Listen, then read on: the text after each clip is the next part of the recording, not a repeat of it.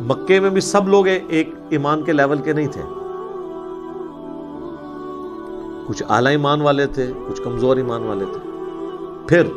مدینے میں بھی آ کے اگر مدینے کے بھی کوئی مسلمان اس میں مراد دیے جائیں تو اس میں بھی سب ایک لیول کے نہیں تھے،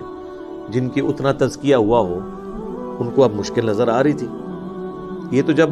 تکلیف سامنے آتی ہے پھر پتہ چلتا ہے۔ اس کانٹیکسٹ میں میں نے اکثر جو حدیث بیان کی ہے حضرت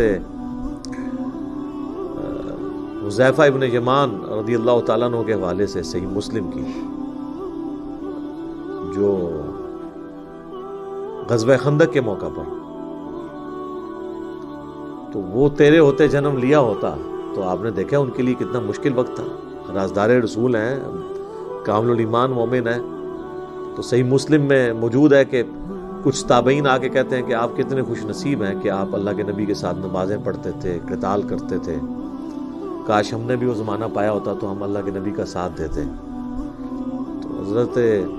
حذیفہ ابن یمان نے کہا کہ یہ اتنا آسان کام نہیں ہے، تو میں ایک واقعہ سناتا ہوں کہ سخت سردیوں کی رات تھی، غزوہ خندق کے موقع پر اللہ کے نبی علیہ السلام نے کہا کہ کون ہے جو اس وقت اٹھ کر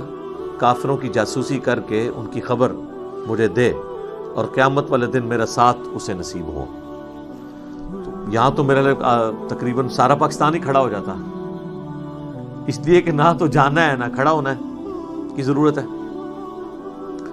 اے سی والے کمروں میں بیٹھ کے یہ واقعات سنانے ہیں۔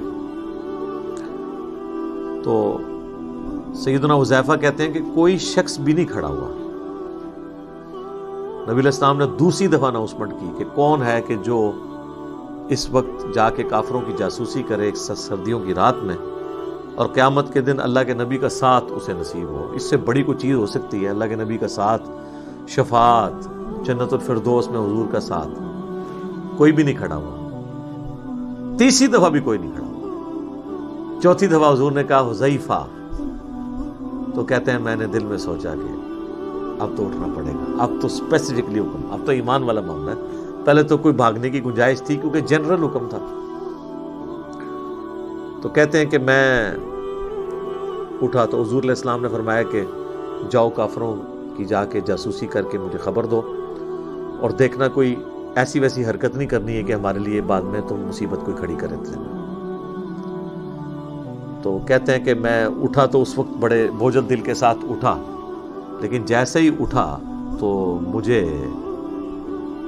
ایک نہ نظر آنے والا کمبل جس طرح کے اڑا دیا گیا ہو، گویا کہ میں ایک گرم حمام میں داخل ہو گیا۔ یعنی یہ ایک معجزہ ظاہر ہوا اللہ کی طرف سے، اور کہتے ہیں میں اسی طریقے سے باہر نکل گیا، مجھے کوئی ٹھنڈ نہیں لگ رہی ہے، مجھے یوں لگ رہا ہے جس طرح میں گرم حمام کے اندر کسی کنٹرول انوائرمنٹ میں چل رہا ہوں۔ حتیٰ کہ میں نے کافروں کو دیکھا کہ وہ رات کے وقت اپنے نیزے اور تیر وغیرہ اور تلوار وغیرہ یہ تیز کر رہے ہیں، اور کہتے ہیں ایک لمحے کے لیے تو ابو سفیان میرے تیر کے نشانے پہ بھی آ گیا، اور میں نے ارادہ کیا کہ میں اس کا کام تو ختم کروں نا، کیونکہ وہ سردار تھا کافروں کی طرف سے۔ پھر مجھے حضور کی نصیحت یاد آئی کہ کوئی نواں موازنہ کھول کے آ جائے، تو میں پھر رک گیا۔ کہتے جب میں واپس آیا نبی علیہ السلام کی خدمت میں جیسے ہی حاضر ہوا، رپورٹ کیا، تو دوبارہ سے مجھے جو ہے نا ٹھنڈ لگنا شروع ہو گئی۔ یعنی باہر گرمائش میں تھے، اندر آ کے ٹھنڈ، کوئی معجزہ تھا۔ کہتے ہیں کہ میں جب مجھے ٹھنڈ لگی تو نبی علیہ السلام نے اپنی مبارک چادر میرے اوپر ڈال دی، اور وہ کہتے ہیں بس وہ چادر ڈالنے کی دیر تھی مجھے نیند آ گئی اور میں سو گیا۔ پھر جب فجر کا وقت ہوا تو حضور نے مجھے جگایا کہ حذیفہ اٹھ جاؤ۔ یعنی وہ حضور علیہ السلام نے یہ بھی شفقت فرمائی کہ دنیا میں ایک انعام دیا، ان کو چادر بھی دے دی۔ بہرحال یہ صحیح مسلم کی حدیث غزوہ خندق کے کانٹیکسٹ میں اس بات کا واضح ثبوت ہے کہ یہ بات کرنا آسان ہے، دین کے لیے تکلیفیں اٹھانا بہت مشکل کام ہے۔ آج جہاد اور قتال کے واقعات لوگ کتنے مزے لے لے کے سناتے ہیں۔ ابھی یہ رمضان شریف کا مہینہ چل رہا ہے نا، ابھی یہ 17 رمضان آئے گا تو آپ غزوہ بدر دیکھیں لوگ کس طرح بیان کر رہے ہوں گے، جیسے کہ آج ہی اگر بدر دوبارہ ہو تو یہ سب سے آگے ہوں گے، لیکن کوئی آگے نہیں ہوگا۔ ہم لوگ تو معاشرے کی ڈر کی وجہ سے سنت کے مطابق رفع الیدین کے ساتھ رکوع میں جاتے وقت اور اٹھتے وقت نماز پڑھنے کے لیے تیار نہیں ہوتے۔ ہمارا معاشرہ ہمیں جو ہے وہ نشانہ بنا لیتا ہے، رشتہ دار بنا لیتے ہیں، ایون بے نمازی بھی میدان عمل میں اتر آتے ہیں سمجھانے کے لیے کہ تنو کیا ہو گیا. تو عقائد کی اصلاح اور سسٹم کو للکارنا، شرک کے اوپر بولنا، یہ تو بڑا مشکل کام ہے. تو بہرحال جب مصیبت کا وقت آتا ہے اس وقت ذرا پرابلم اور کھڑی ہو جاتی ہے. بخاری اور مسلم دونوں میں موجود ہے، حضرت سہل ابن سعد الساعدی، یہ شروع کے مسلمانوں میں سے، بدری اصحاب میں سے ہیں، اور یہ آخر میں جو فوت ہوئے اصحاب ان میں سے حضرت معاویہ رضی اللہ تعالیٰ عنہ کا انہوں نے دور پایا. تو جب لوگ حج کے لیے آیا کرتے تھے نا، تو یہ بیت اللہ میں بیٹھ کے لوگوں کو نبی علیہ السلام کی باتیں سنایا کرتے تھے. ظاہر ہے اس وقت تابعین تھے، دور دراز سے لوگ زیارت کے لیے آتے تھے. جو کوئی 2-4 اصحاب رسول بچ گئے ہیں ان کی زیارت کریں، صحبت کریں، ان سے باتیں ڈائریکٹ سنیں. تو چونکہ آل امیہ کا دور تھا اور ممبروں پہ حضرت علی پہ سب و شتم ہو رہا تھا، تو سہل ابن سعد الساعدی خانہ کعبہ شریف میں بیٹھ کے حاجیوں کو یہ حدیث سنایا کرتے تھے، اللہ کی قسم میں جانتا ہوں کہ غزوہ احد کے موقع پر جب نبی علیہ السلام کو زخم لگا اور آپ کے یہ نیچے کے دانت شہید ہو گئے، تو کون تھا جو نبی علیہ السلام کے زخم کو دھوتا تھا اور کون مرہم پٹی کر رہا تھا؟ پھر وہ کہتے تھے اللہ کی قسم سیدنا علی ابن ابی طالب ایک ڈھال میں، اس ڈھال کو الٹا کر کے، اب وہ ڈھال ہوتی ہے نا وہ جو تلوار سے بچنے کے لیے، اس کو اگر الٹا کریں تو اتنا بڑا ایک وہ پانی کا آپ سمجھ لیں برتن بھی بن جائے گا، کیونکہ وہ اس میں پیٹ نکلا ہوتا ہے، ایسے کرویچر ہوتی ہے اس کے اندر. تو پانی لے کر آئے اور سیدہ فاطمہ جو ہے اس میں سے پانی لے کر نبی علیہ السلام کا زخم دھو رہی تھی. اور جب وہ خون نہیں رکتا تھا تو سیدہ فاطمہ نے ایک کاٹن کا کپڑا جو ہے اس کو جلا کے اس کی راکھ نبی علیہ السلام کے زخم پہ رکھی اور پھر وہ خون رسنا بند ہوا. اور ظاہر ہے وہ اتنا زیادہ خون آپ کا بہہ گیا تھا کہ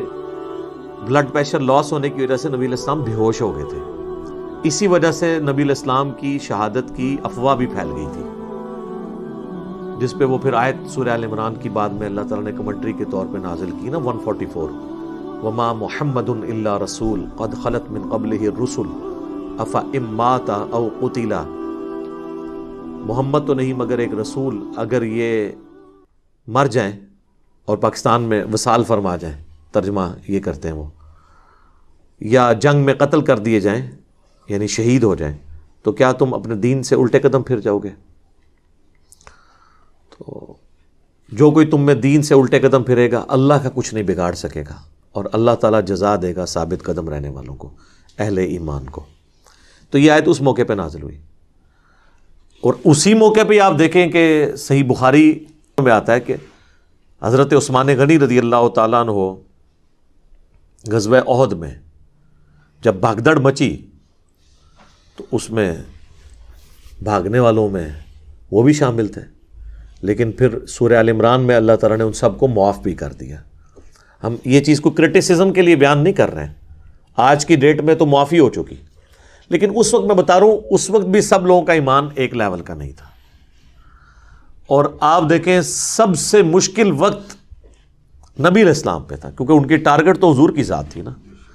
اس مشکل وقت میں بھی حضور علیہ السلام کے ساتھ جو لوگ کھڑے ہوئے تھے وہ ہیں اعلیٰ ایمان والے لوگ، اور ان میں ٹاپ آف دا لسٹ نبی علیہ السلام کے اہل بیت، سیدنا علی ہیں، سیدہ فاطمہ ہیں، سیدنا ابوبکر اور عمر بھی تھے. یہ جو رافضی پراپوگنڈا کرتے ہیں کہ وہ بھاگے تھے، وہ ان میں شامل نہیں تھے. جتنی بات درست ہے وہ درست ہے. البتہ ظاہر ہے کہ جس طریقے کا ساتھ نبی علیہ السلام کا اہل البیت کر رہے تھے وہ تو ظاہر ہے کوئی کر بھی نہیں سکتا نا. اس کی جینون ریزن ہے کہ اولاد سے زیادہ ماں باپ کا غم کس